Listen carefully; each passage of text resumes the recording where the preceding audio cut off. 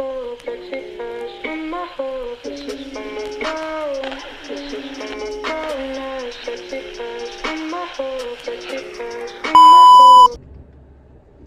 you guys, it's your girl Tyra back with another video. This is going to be hormone update, I will say number 10. I know I missed month number 9, but that's okay. We're just gonna put it in hormone update month number 10. We are coming up on the year mark for being on hormones. Yay! Like, I will say, like, me starting HRT, hormone replacement therapy, has been very enlightening and has made me more happier in my life. I would say, like, before, I was more miserable, I was more uncomfortable with myself, and I just was not happy. And now that I am on HRT, hormone replacement therapy, and I am seeing myself just transform right in front of my eyes, in front of everyone else's eyes. I just am in love with myself, and I just want to share the love that I have with the world and with any other trans individual that is going through this troubling time. And I know, like, transitioning is hard. There's a lot of challenges that come with transitioning, and just know that trust in the process.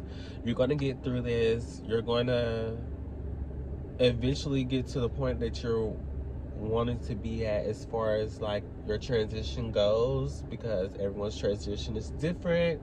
Respecting everyone's trans identity is important, you know, that kind of stuff. But let's get right into the video. Go ahead and make sure you hit that like, comment, and subscribe button, and let's get into this hormone update. So for this hormone update, we're going to be talking about bodily changes. We're going to be talking about laser. We're going to be talking about number 3. We're going to be talking about social life. And then lastly, we're going to talk about future, you know, what's coming up, what I'm doing, etc., etc. So let's get into the first thing, which is bodily changes. I would say everything's pretty much been the same as far as, like, bodily changes. Nothing has really changed too much since my last hormone update. I will say my hips are getting a little bit wider, and my waist is definitely getting smaller by the day. I'm just, like, some people are asking me, like, am I sick? Something is wrong with me? Like, no. Like, the hormones are really doing this to me. Like, I'm not sick, I'm not ill or anything. I did just get over a cold, so I might sound like a little nasally, but that's okay. But yeah, so the only thing that I will say is the breasts. Like, my girls, they've been growing more. They've been very tender, hurting me, getting on my nerves. But that's part of the process. Yeah, so, like, that's the only thing that bodily wise that has really been changing. But I really love the bodily changes, the figure that I'm growing into, and also my skin. Like, my skin, it looks good. The next topic that I said I was going to talk about was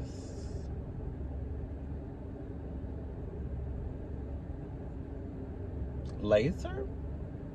So I haven't been to laser in a minute, since July, August. I really want to say July. I really want to say I haven't been to laser since July. So I've been good as far as like hair growth. But if I don't pay attention to it too much, it'll get like really like, it's not thick to where it's like very noticeable like hair, but I'll grow like enough hair to like if you get up close on my face, you'll be like, bitch, you got some hair. That's not cute. And that's what laser was supposed to be for, to avoid this kind of stuff. So I think I need to go back in for a few more laser treatments. And what happened was, when I went to laser the last time, I told y'all in that video I had some discoloration on my neck from where I got burnt on from my laser. But I exfoliated. I used the Queen Helen's cocoa butter stick, and I got rid of the discoloration from me getting burnt. And when I was still going to laser, they cut my power down on the amount of power that the laser outputs. I think they cut it down to like 14 when I was originally getting like 16. And when I go back, I need them to cut that power back up. So that way we can get done with this laser. I feel like I should already be done with laser. I feel like, especially on my face, I should already be like naked. But I mean, like, on some parts of my face, like, I don't grow any hair at all. Like, especially up here, like up in here, I really don't grow any hair. Even down here, it's only this right here I'll grow hair. And if you shave too much, and especially if you're not like changing out your blades, cleaning your blades, you'll start to get like bumps or like a little rash. And I noticed like I got like a little rash, like y'all can see it right there. It's not very that noticeable, but it could have been way worse. I finally got rid of it, like the bumps and stuff, but you can still see like the remnants of the rash, but it's going away. Like, it's going away. Like, there's no hair there, but the rash is going away, thank God. Because I was like, oh no, baby, this is not cute at all. Like, we cannot have this going on. So I had to get that under control, okay?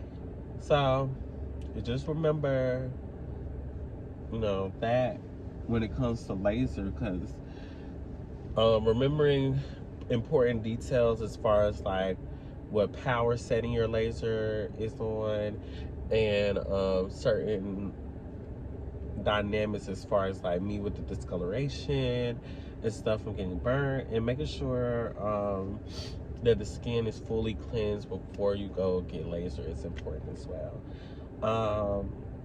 But yeah, so your girl just need to go kick back into the laser a couple more times and make it do what it do, so we could just be done with this, okay?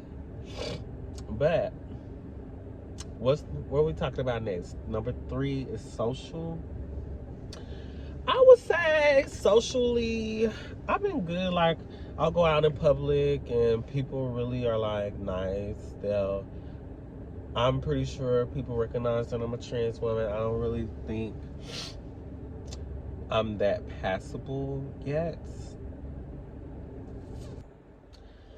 I really hate the ideology of passability, because, okay, let me explain what being passable as a trans woman is. Being passable as a trans woman is being able to walk out in public and no one really question if you're trans, or, you know, like question you or at all, because you look so much as a woman that, or if you're a trans man, you look so much as a man that, you know, no one's like questioning you like if you're a man or a woman. So I feel like I haven't reached that level of passability yet. I feel like I'm more passable when I don't wear makeup. Like, when I wear makeup, I feel like more people are keen to think I'm trans or assume that I'm whatever they assume in their minds. But I feel like I'm just not at that point of passability yet. I might be more so at that point once I have my FFS surgery, which is coming up. Don't think I'm there yet, and I know some other trans women or some other of my viewers, they might say that, you know, girl, you are passable. And like, it's just really based on the person, because some people are just looking like for something to say, something to try to knock you down on. So I'm just like, okay, I love the fact that I am trans. Like, I'm very comfortable in my identity. I love who I am. I love who God made me to be, because it was plenty of times that God could have took me out of this world and he didn't. And I believe I'm here and I have a purpose. So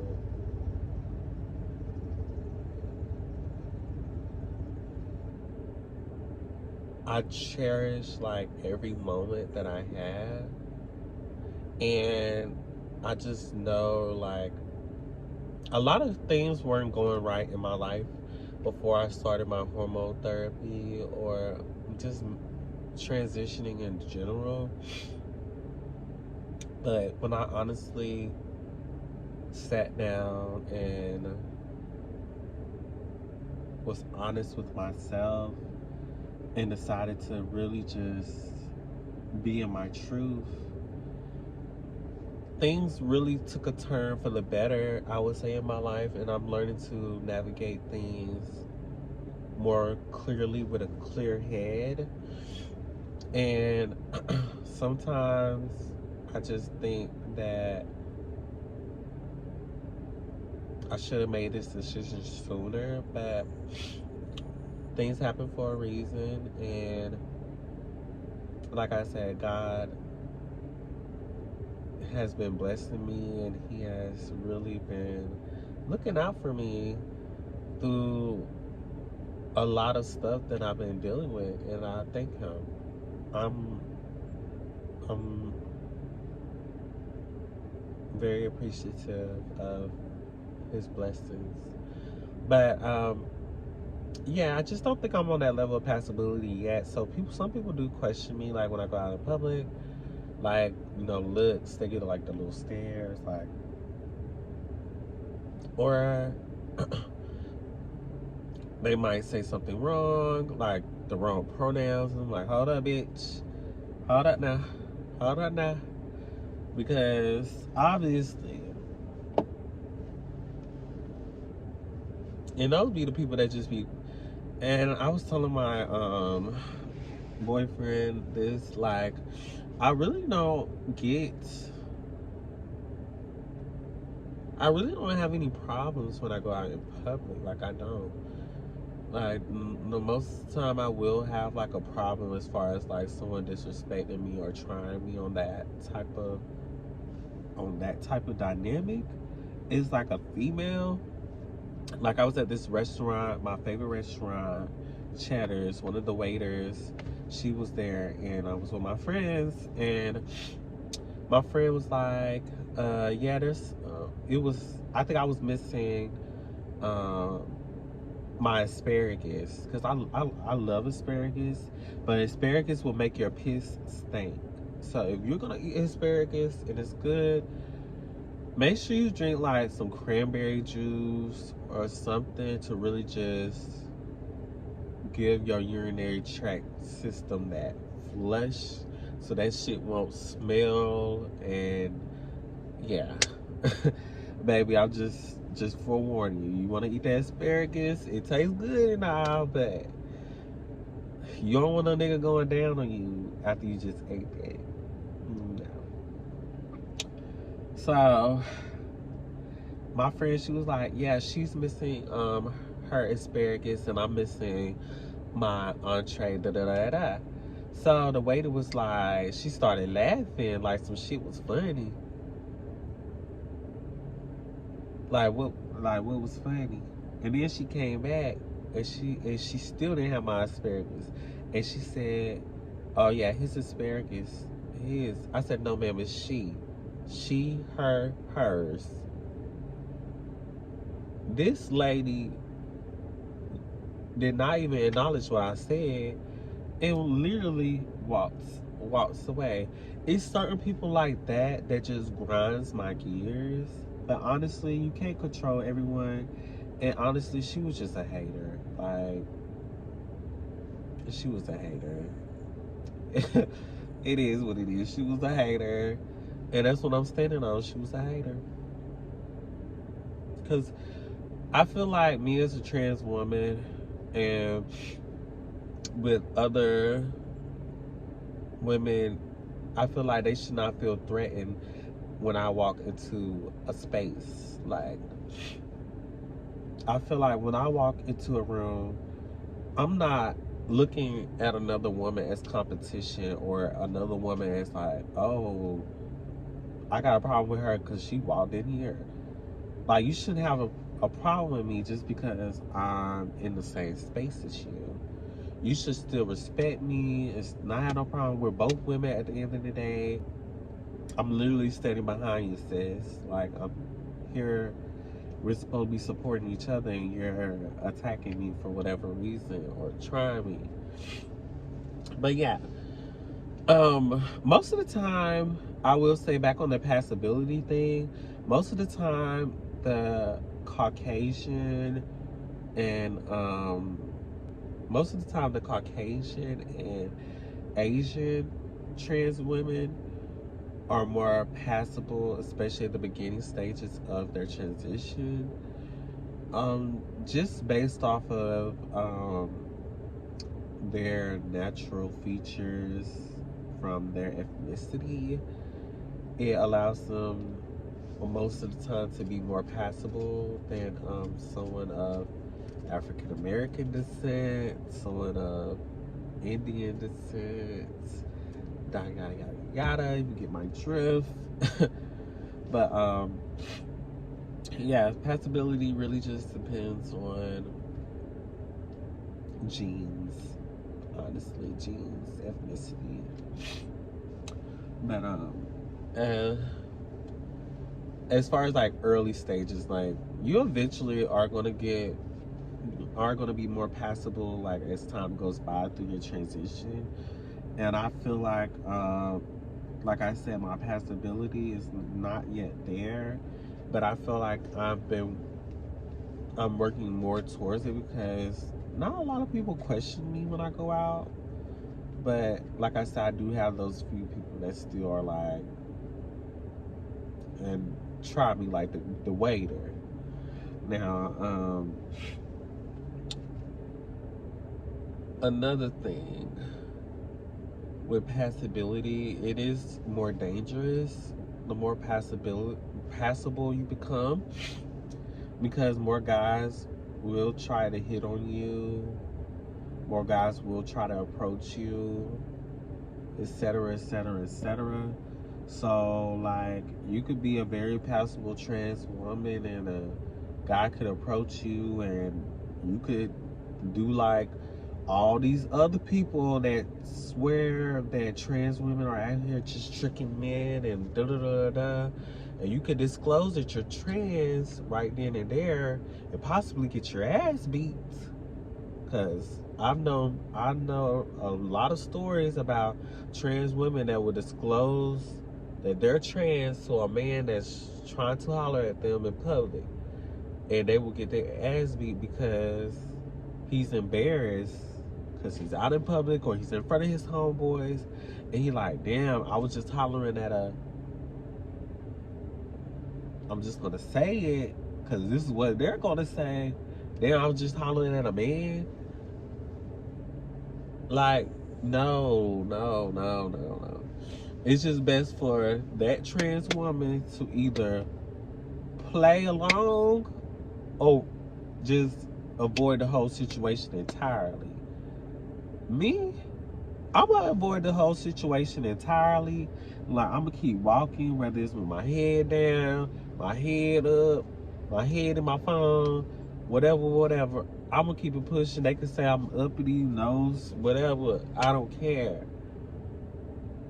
I feel like that's the safest way for me to navigate that. But you have to do what's best for you, what you feel like is safe for you in that moment. Because like I said, you could disclose that you're trans right then and there and then get your ass beat. It has happened plenty of times. Look up the hate crimes. Sit on the social standpoint. Let's get to the last one, which is future. So I have an appointment coming up with a plastic surgeon to talk about my FFS surgery. So this is going to be my consultation. I will be recording, letting you guys know what happens and taking y'all along with me on this journey. And I do want to say thank you all for returning to my channel. I love every last one of you, and I thank y'all for the love and support. And thank y'all once again. Make sure y'all like, comment, and subscribe, and I love you. Mwah.